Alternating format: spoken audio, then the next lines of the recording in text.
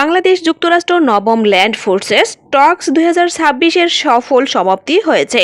বুধবার এক সংবাদ বিজ্ঞপ্তিতে আইএসপিআর জানিয়েছে, মঙ্গলবার ঢাকা সেনানিবাসে সেনা ক্রীড়া নিয়ন্ত্রণ বোর্ড এর কনফারেন্স রুমে 2 দিনব্যাপী বাংলাদেশ যুক্তরাষ্ট্র নবম ল্যান্ড ফোর্সেস টক্স 2026-এর সফল সমাপ্তি হয়। 2 দিনব্যাপী অনুষ্ঠিত এই বৈঠকটি গত 8-10 সেপ্টেম্বর যুক্তরাষ্ট্রে অনুষ্ঠিত নবম ল্যান্ড ফোর্সেস টক্স এর পরবর্তী কার্যক্রমের অংশ হিসেবে পরিচালিত হয়। এই বৈঠকে উভয় দেশের সেনাবাহিনীর প্রতিনিধিরা অংশগ্রহণ করেন এবং পারস্পরিক সহযোগিতা বৃদ্ধির উদ্দেশ্যে বিভিন্ন গুরুত্বপূর্ণ বিষয় নিয়ে ফলপ্রসূ আলোচনা হয়। আইএসপিআর আরও জানায়, বাংলাদেশের পক্ষ থেকে আলোচনায় 22 সদস্যের একটি প্রতিনিধি দল অংশগ্রহণ করেন, যার নেতৃত্ব দেন বাংলাদেশ সেনাবাহিনীর সামরিক প্রশিক্ষণ পরিদপ্তরের লেফটেন্যান্ট কর্নেল মোহাম্মদ বদরুল হক। অপরদিকে যুক্তরাষ্ট্রের পক্ষ থেকে অংশগ্রহণকারী 4 সদস্যের প্রতিনিধি দলটির নেতৃত্ব দেন যুক্তরাষ্ট্রের প্যাসিফিক আর্মি কমান্ডের নিরাপত্তা সহযোগিতা বিভাগের মেজর মাইকেল জেকব ওস্টার। উদ্বোধনী ও সমাপনী অনুষ্ঠানে উপস্থিত ছিলেন সামরিক প্রশিক্ষণ পরিদপ্তরের পরিচালক brigadier general Mohammad Humayun Kabir. ISPR জানায়, এই আলোচনার পর্বে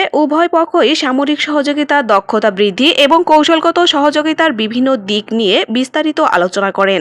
আলোচনায় উভয় পক্ষের মধ্যে প্রশিক্ষণ আদান-প্রদান, উন্নত প্রযুক্তি ও সামরিক সরঞ্জাম ব্যবহারের সক্ষমতা বৃদ্ধি এবং পারস্পরিক সহযোগিতার উপর গুরুত্বারোপ করা হয়। বিশেষ করে সামরিক সক্ষমতা বৃদ্ধির জন্য একাধিক যৌথ প্রশিক্ষণ ও মহড়ার প্রয়োজন এবং উদ্ভাবনী প্রশিক্ষণ পদ্ধতি নিয়ে বিস্তারিত আলোচনা হয়। প্রতিনিধিরা উভয় দেশের সেনাবাহিনীর মধ্যে চলমান কৌশলগত সহযোগিতা আরও শক্তিশালী করার জন্য তাদের আগ্রহ পুনর্ব্যক্ত করেন। এছাড়াও আঞ্চলিক নিরাপত্তা ব্যবস্থায় গুরুত্বপূর্ণ অবদান রাখা এবং প্রাকৃতিক ও মানবসৃষ্ট দুর্যোগ মোকাবেলায় সম্মিলিত প্রস্তুতি গ্রহণে কার্যকরী পদক্ষেপ নেওয়ার ব্যাপারে উভয় পক্ষের একমত পোষণ করেন।